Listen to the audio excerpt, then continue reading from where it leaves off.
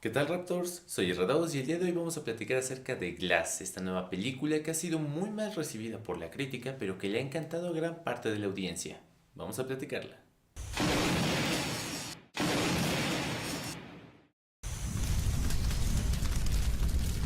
Finalmente se estrenó una de las películas que personalmente más esperaba, y es que Shyamalan nos entregó una conclusión espectacular que tomó 19 años realizar con Unbreakable y Split.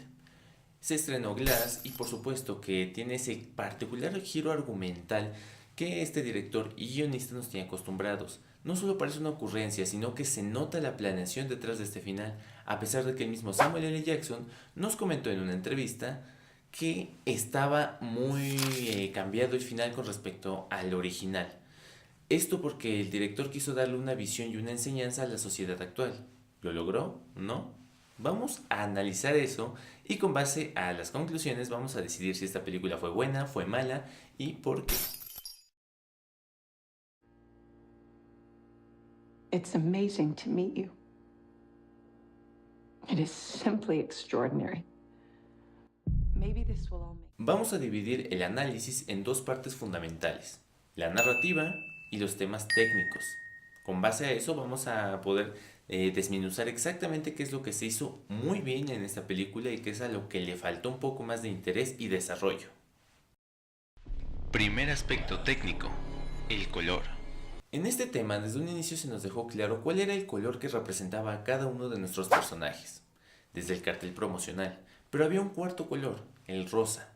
Este rosa que estuvo presente durante el interrogatorio a los tres superhumanos por parte de la doctora Alice.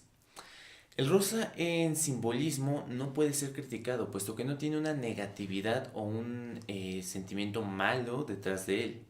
Si bien significa pureza, significa lindura, está muy cercano al color rojo.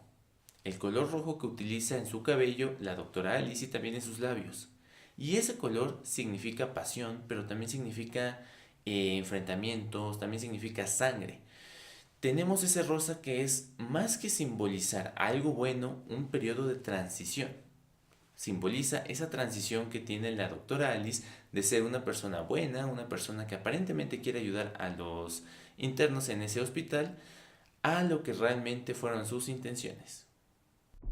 Segundo aspecto técnico, la iluminación. La iluminación ayudó a crear una textura de sombras mucho más realista. Es muy diferente a la que vimos en Unbreakable o la que vimos en Split. Y muy diferente, obviamente, a la típica paleta de colores vivos que vemos en Marvel, por decir un ejemplo. Aquí la intención era generarnos realidad, que nos sintiéramos como en un mundo en el que verdaderamente pudiera pasar esto. Y eso se logra desde el simple hecho de la textura en la filmación. Tercer aspecto técnico, la composición. De entrada, la forma en la que acomodaban los planos y las tomas era un poco rara. Eran demasiado simétricos. Y uno pensaría que es lo normal o lo lógico que sean muy simétricos. Pues no. Simetría en términos de composición no es lo mismo que armonía. Armonía es cuando tú ves una imagen y te genera tranquilidad. Simetría te genera ansiedad, es completamente lo contrario. ¿Pero por qué? Porque el ser humano no está acostumbrado a ver perfección real en su día a día.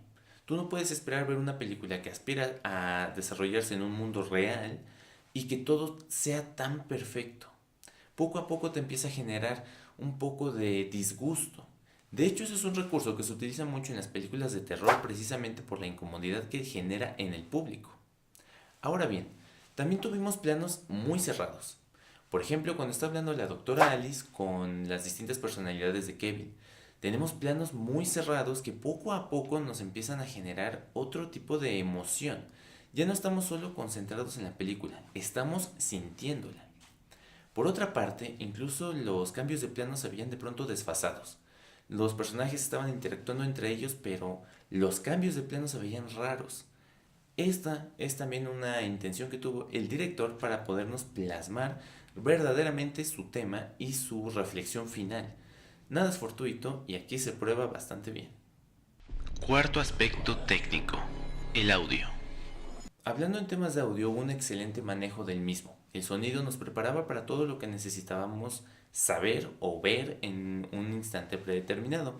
Por ejemplo, para una batalla, para un enfrentamiento, para una confrontación o para un simple diálogo que terminara en un silencio. Esos silencios fueron muy bien explotados. La música fue utilizada en momentos oportunos y bastante prudentes. Y les puedo asegurar que mi conclusión sobre aspectos técnicos es que esta película los manejó muy bien. Todo fue muy bien manejado técnicamente hablando. Y ayudó a demostrar lo que les decía sobre la incomodidad que el director nos quería expresar. ¿Por qué? La doctora quería normalizar a esta gente. Pero una normalidad en exceso sería extraña para nosotros en un mundo donde sabemos que todo es diferente, que todo es variable. El director, desde mi punto de vista, trató de darnos ese mensaje, trató de decirnos, mira cómo se ven las cosas extremadamente perfectas, extremadamente bien. Hay algo raro, siempre tiene que haber una variable, siempre tiene que haber alguien que sea una diferencia, si no, estamos viviendo en un mundo que no es el real. Y eso es lo que nos trató de dar a entender con unos encuadres tan incómodos para nosotros, que poco a poco los vamos entendiendo conforme va avanzando la historia y se va desarrollando este tema que acabo de mencionarles. Primer aspecto narrativo: los roles. Por parte de la narrativa, desde un inicio se nos deja claro que esto es un cómic llevado a la vida real. Incluso vemos al típico ayudante de David, que en este caso es su hijo, que le hace como Alfred con Batman, ¿no? Monitoreando la computadora, diciéndole algunos datos. Se nos dejan claras ese tipo de referencias desde un principio, pero lo vemos real y ese es el verdadero valor de este punto de la narrativa. Segundo aspecto narrativo: el cambio en la bestia. Me llamó la atención que en esta ocasión la bestia no tuviera una transformación tan imponente como la última vez en su película de Split. Pero es comprensible. Tenían que mostrar cosas más humanas y cosas más reales, entonces esa transformación tampoco podíamos esperar que fuera al estilo Super Saiyajin. Tiene sentido que sea así. Tercer aspecto narrativo: la introducción. La introducción fue rápida. Sabíamos que la historia prácticamente para poderse desarrollar correctamente necesitaba llegar lo más pronto posible al hospital. Pero esa introducción no fue mala. Fue rápida, sí, pero incluso nos regaló un pequeño acercamiento a lo que sería el enfrentamiento final entre la bestia y David. Una vez más, no estoy de acuerdo yo con los planteamientos tan cortos porque no nos dejan realmente ver cómo se desarrolla un personaje. Aquí ya estaban desarrollados en películas previas, así que no fue del todo necesario ver un planteamiento tan largo. Para mi gusto se manejó bien. Cuarto aspecto narrativo: los flashbacks. El hecho de que nuestra esfera de conocimiento como espectadores llegara a conocer incluso 3 momentos específicos de la vida de nuestros 3 superhumanos fue un buen detalle, así los conocíamos más, pero también teníamos claras ciertas cosas que reflejaban su comportamiento. Sabíamos que David sí había estado a punto de morir. Sabíamos que Elijah había sufrido mucho desde niño por culpa de su condición. Y sabíamos el porqué del nacimiento de la bestia y las distintas personalidades dentro de Kevin.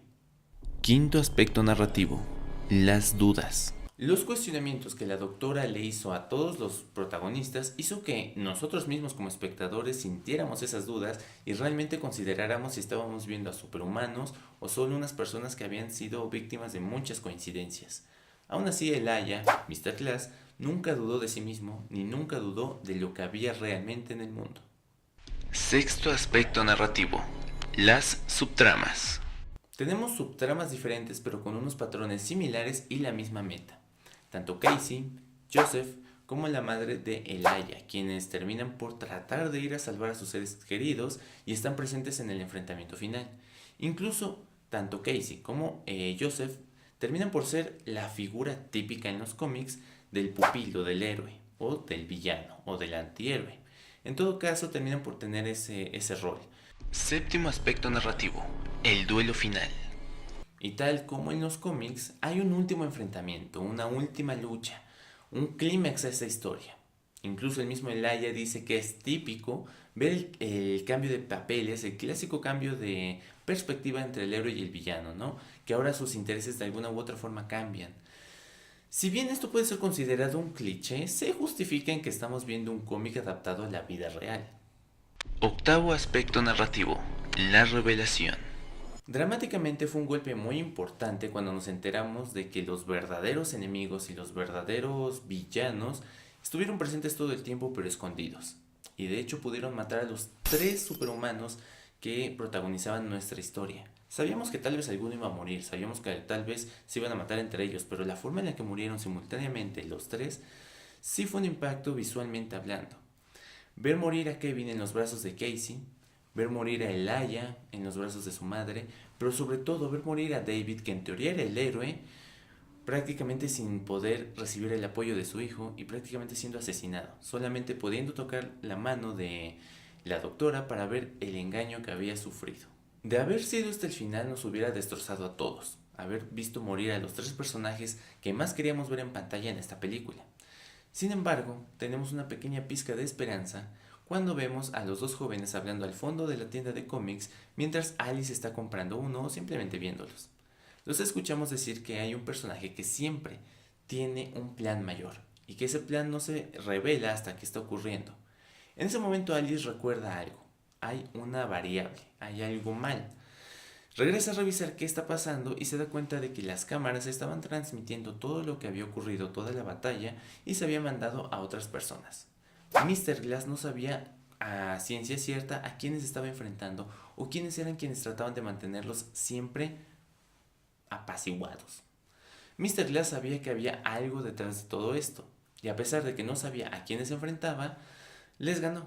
Logró demostrar que ellos existen, que los superhumanos existen.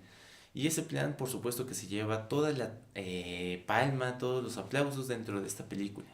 Es aquí cuando entendemos por qué la tercera parte de esta trilogía tenía que ser Glass.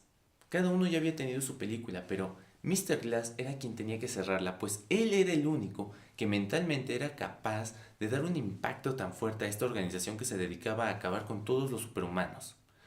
Mr. Glass tuvo un deseo, demostrar que su teoría acerca de que habían más personas fantásticas era cierta, y al final lo logró.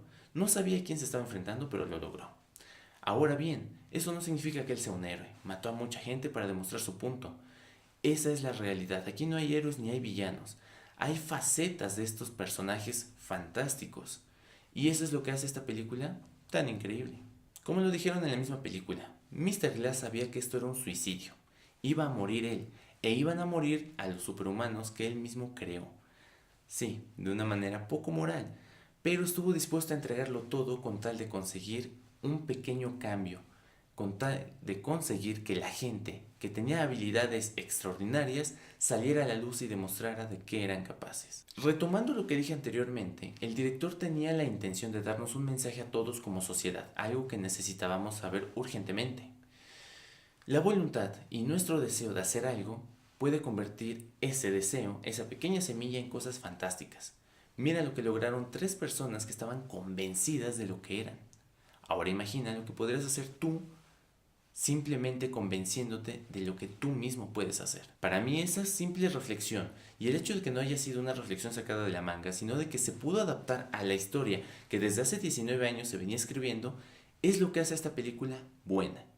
Puesto que a diferencia de muchas otras te da un mensaje directo a ti y que puedes aplicar para lo que se te antoje, para lo que quieras. And yet, it is true. Pero bueno, Raptors, esa fue mi opinión y mi análisis de esta película Glass. Espero que a ustedes les haya gustado bastante y, sea o no así, déjenme en los comentarios qué les pareció. Como sea, nos estamos viendo aquí en un próximo video.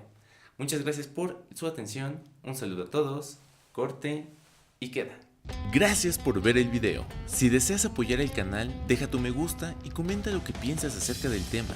Igual te dejo mis redes sociales para estar en contacto. Los links, como siempre, están en la descripción. Aquí R2, corte y queda.